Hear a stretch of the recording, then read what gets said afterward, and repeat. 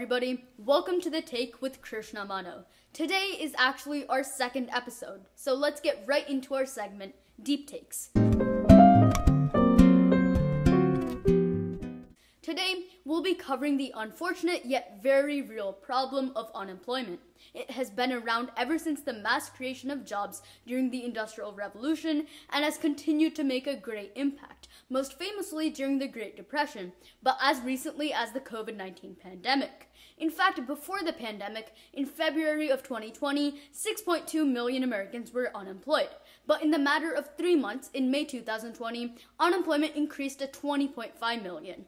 As a result, according to Pew Research, the U.S. unemployment rate jumped from 3.8% in February, which is one of the lowest on record since World War II, to 13% in May, which is the era's second highest, only behind the level reached in April 2020, which is 4.4%.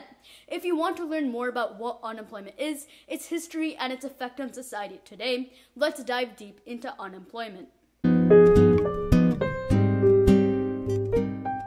Whether you've heard about unemployment through clickbait videos on YouTube that have absolutely nothing to do with unemployment, or through one of the darkest and most sad Elmo episodes, or after you met someone wearing this name tag, you might have thought of it to be a confusing topic.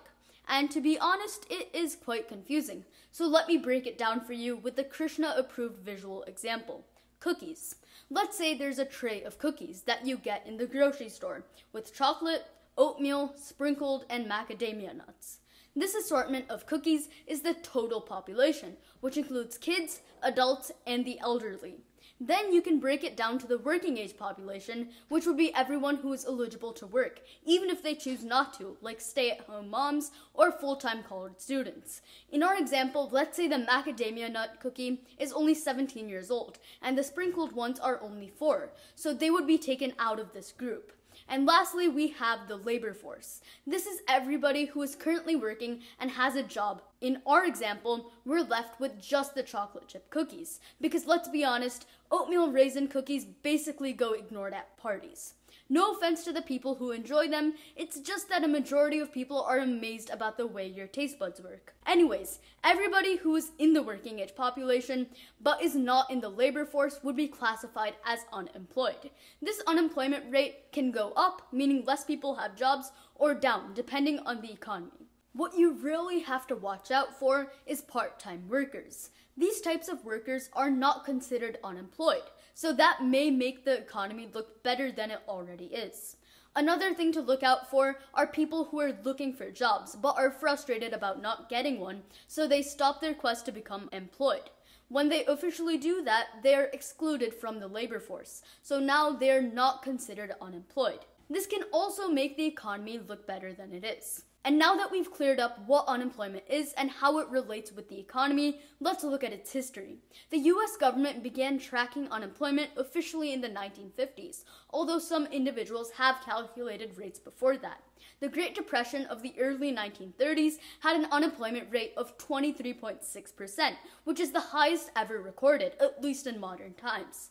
It all began after the stock market crashed in October of 1929, which sent Wall Street into a panic and destroyed the jobs of millions of investors. Over the next several years, kind of like an aftershock of a natural disaster, consumer spending dropped, which caused a decline in industrial output, which then caused struggling companies to fire their workers. And as you might imagine, things were pretty bad for both the economy and the people. When the workers lost their jobs, not only did the gap between the rich and the poor increase, but people weren't able to have basic necessities like food, clothing, and shelter. In fact, 1 out of every 4 Americans had lost their job during the early 1930s.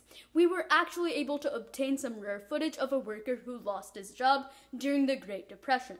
Hey there, the name's Billy Bob Joe, and I'm 37 years old, and I work at a textile factory, and actually I lost my job yesterday.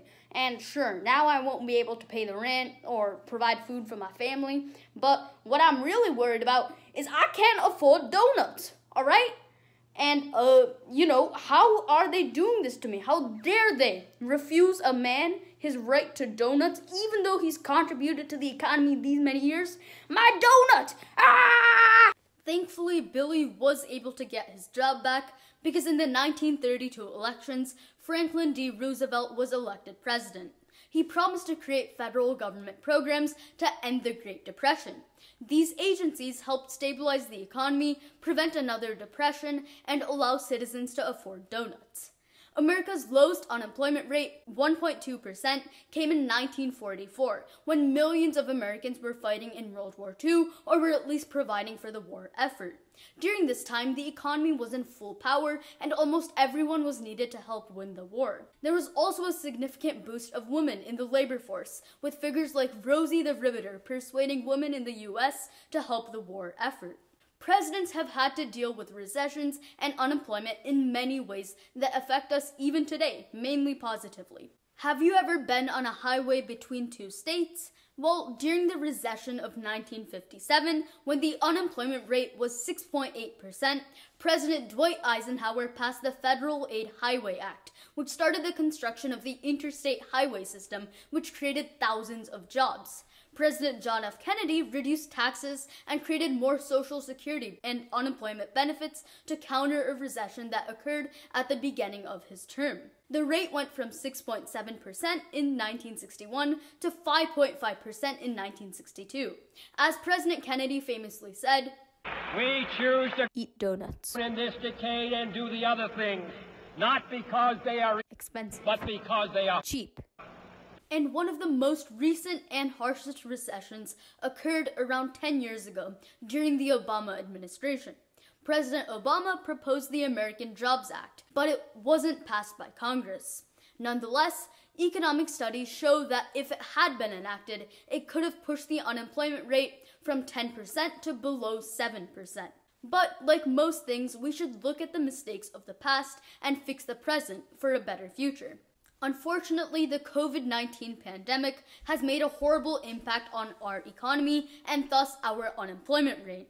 Like I said before, in between February and April 2020, the unemployment rate jumped by a staggering 10%, which is the highest recorded since the Great Depression of the 1930s. But still, it took 2 years for the depression, but COVID-19 only took 2 months to make its monstrous impact. After the massive peak in April 2020, the unemployment rate began dropping steadily throughout the rest of the year. From April to August, for example, the unemployment rate dropped down to 8.4%, continuing a further drop to 5.8% by May 2021.